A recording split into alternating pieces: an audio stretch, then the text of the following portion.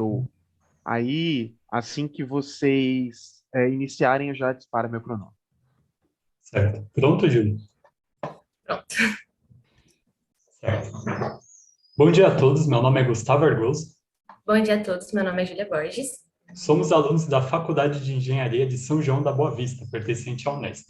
Iremos apresentar hoje o projeto Atlas, desenvolvido pela equipe Adelphi durante o ano de 2023. De início, gostaríamos de agradecer a todos os patrocinadores e apoiadores da equipe pelo suporte, permitindo que esse projeto seja não só possível, como também competitivo. O projeto teve início no final de 2022, com uma análise dos resultados da competição como ponto de partida. Foi realizado o comparativo interno e externo das áreas de projeto. Além disso, foram conduzidas conversas com jurados e outras equipes durante a competição, e foram coletados feedbacks do piloto e de membros da equipe. Essas avaliações identificaram possíveis melhorias e componentes críticos que requereriam reprojetos para o ano de 2023. O cronograma segue com os feedbacks obtidos e análise de escopo, seguido pelas etapas de projeto conceitual, preliminar e detalhado, simultaneamente com ensaios e manufatura da aeronave, os quais persistem até a data da competição. O projeto conceitual se iniciou com a análise do regulamento e a identificação das principais regras que orientaram o desenvolvimento do projeto, tais como a limitação do MTOW em 20 kg, a necessidade de se decolar em 50 metros, passando por obstáculo a 55, e pousar em até 10 em 100 metros. Também há uma bonificação pelo cumprimento da missão de alijamento, dessa vez com 2 variantes, e outra para aquisição de dados de voo e horizonte artificial integrados a um head-up display. A gestão de requisitos foi elaborada baseada em modelos de certificação aeronáutica e contempla requisitos externos provindos do regulamento e requisitos internos identificados pela equipe. Esses requisitos são analisados a cada ciclo de projeto pelo Compliance Checklist, que leva em conta sua aplicabilidade, verificação, validação e conformidade. Com esses inputs em mãos, foi possível dar início ao processo multidisciplinar de otimização. O MDO contemplou áreas como aerodinâmica, que busca otimizar uma geometria base, variando parâmetros da asa, e estabilidade, que dimensiona o estabilizador horizontal e faz ponderações de estabilidade estática e dinâmica longitudinal, estruturas, que determinam o dimensionamento inicial, estimativa de massa vazia da aeronave, eletrônica, que obtém uma velocidade de stall adequada para a leitura segura do QR Code, e desempenho, que estima a distância de decolagem de forma que os indivíduos que não decolam em 50 metros são penalizados. O modelo escolhido é aquele que maximiza a função objetiva. Vale ressaltar que o MDO foi estruturado a partir de um script em MATLAB, onde todos os equacionamentos necessários foram implementados. Os dados aerodinâmicos de cada indivíduo foram obtidos através do acoplamento com o AVR.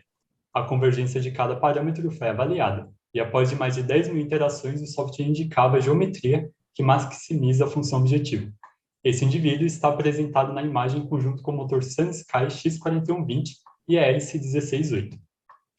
O indivíduo mais bem pontuado do MDO forneceu um dos perfis otimizados para a raiz. Porém, devido às limitações da manufatura, propôs-se alterar esse aerofólio para um que o borde de fuga não fosse afilado, seguindo o padrão do restante da asa e mantendo a característica hipersustentadora. Já o GMP vindo do MDO foi adquirido pela equipe, a fim de validar os resultados de tração esperados e comparar com o motor X4130, já validado e com grande histórico na equipe. Foram realizados ensaios de tração estática em bancada para as diversas hélices disponíveis também no estoque da equipe. Analisando os ensaios estáticos, escolheu-se 2 modelos de hélice e 2 de motores, que foram submetidos aos ensaios dinâmicos de bancada, sendo obtidos os dados apresentados. Analisando a performance de cada motor, determinou-se que o motor X4130 seria utilizado na competição. O principal motivo é que a faixa de operação máxima do motor X4120 estava muito próxima à tração necessária para a decolagem em 50 metros.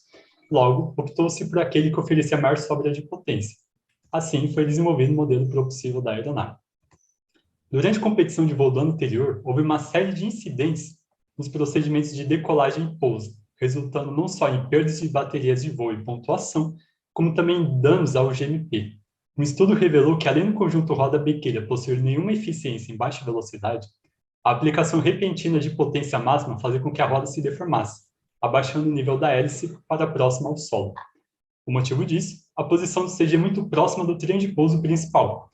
Assim, foi realizada uma extensão da fuselagem para permitir o deslocamento traseiro do trem de pouso, resultando numa redistribuição das forças normais nas rodas, aumentando a eficiência da biquília. Além disso, houve a adição de 2 rolamentos na biquília para facilitar seu movimento, enquanto a roda foi dividida em 2 partes com finalidades diferentes, uma central para a resistência e outra externa para a aderência. Além disso, por serem produzidas por manufatura aditiva, as partes são unidas por meio de encaixe ao invés de serem coladas, e de modo que não se separem em condições normais de táxi-voo, evitando-se assim a invalidação do voo. Deste modo, o conjunto roda-biquília tornou-se novamente confiável para as operações em solo. E devido à escolha de projetar uma fuselagem com menor arrasto e focar exclusivamente no transporte de carga, as garrafas destinadas ao alijamento tiveram que ser reposicionadas em outra área.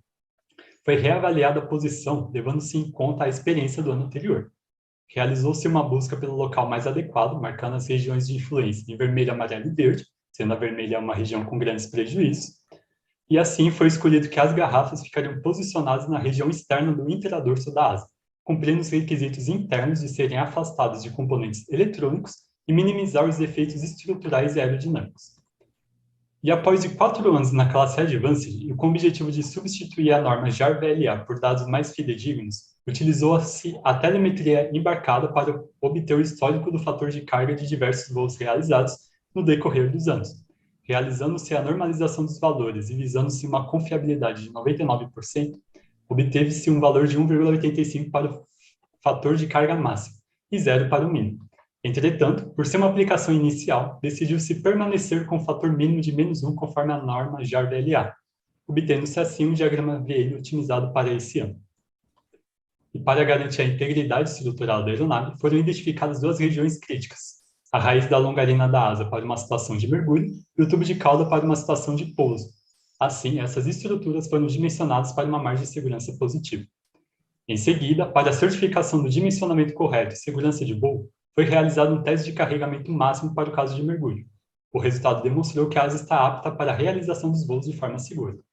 Outro ensaio realizado foi o drop test, simulando um pouso duro, com velocidade vertical estimada de 1,5 metro por segundo. O ensaio demonstrou que o tubo de cauda permanece com sua integridade estrutural, validando-se assim para pousos.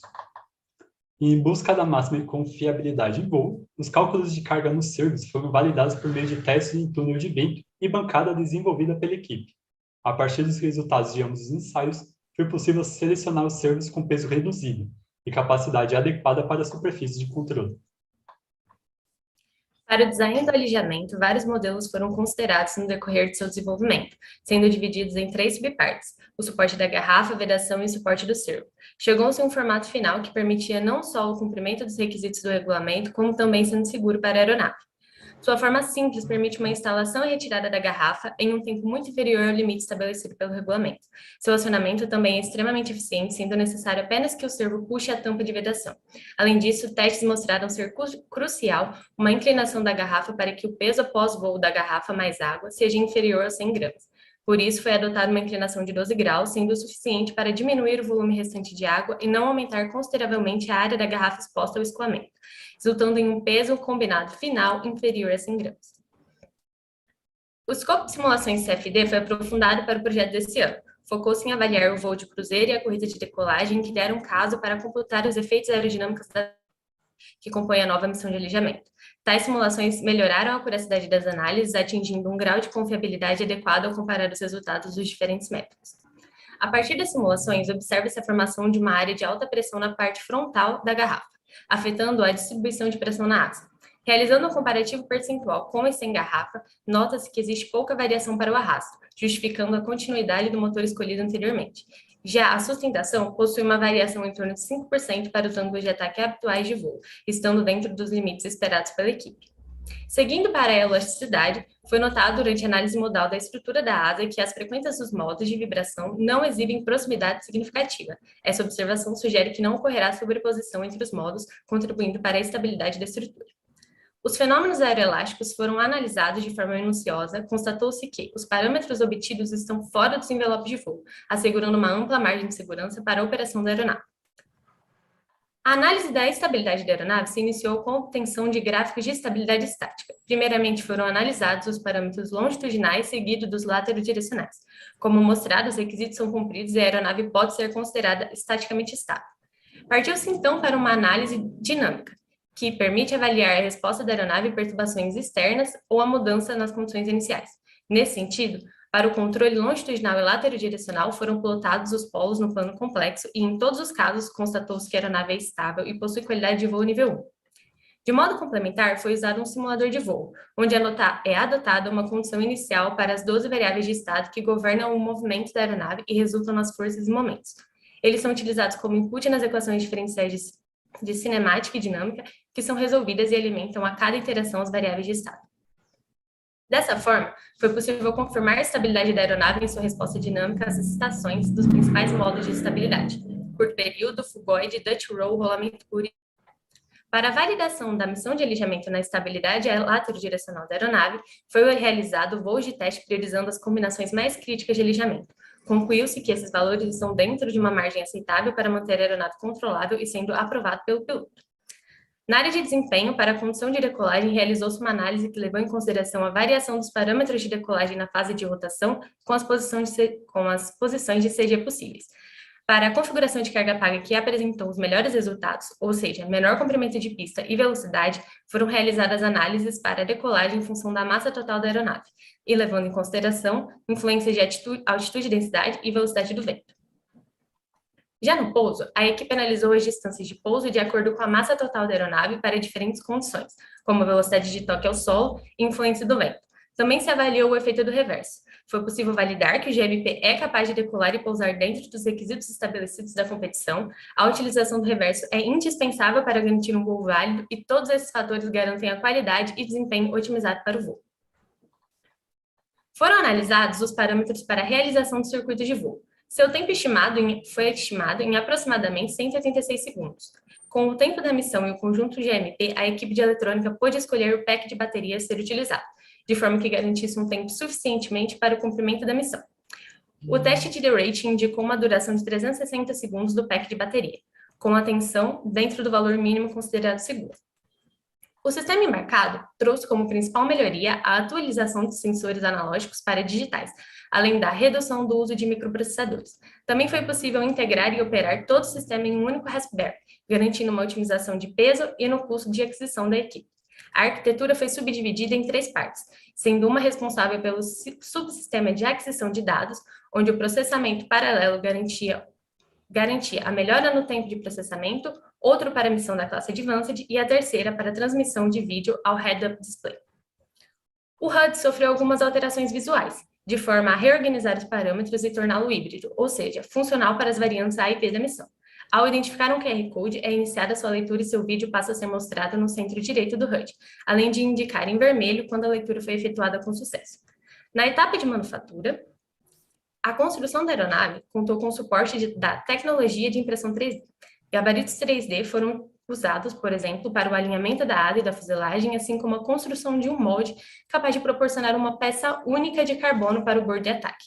Além disso, as impressões de suporte para os servos permitiram o posicionamento deles em locais estratégicos, sem grande dificuldade, sendo demonstrado assim que o uso da manufatura aditiva permite um controle maior do processo e maior liberdade e flexibilidade de design.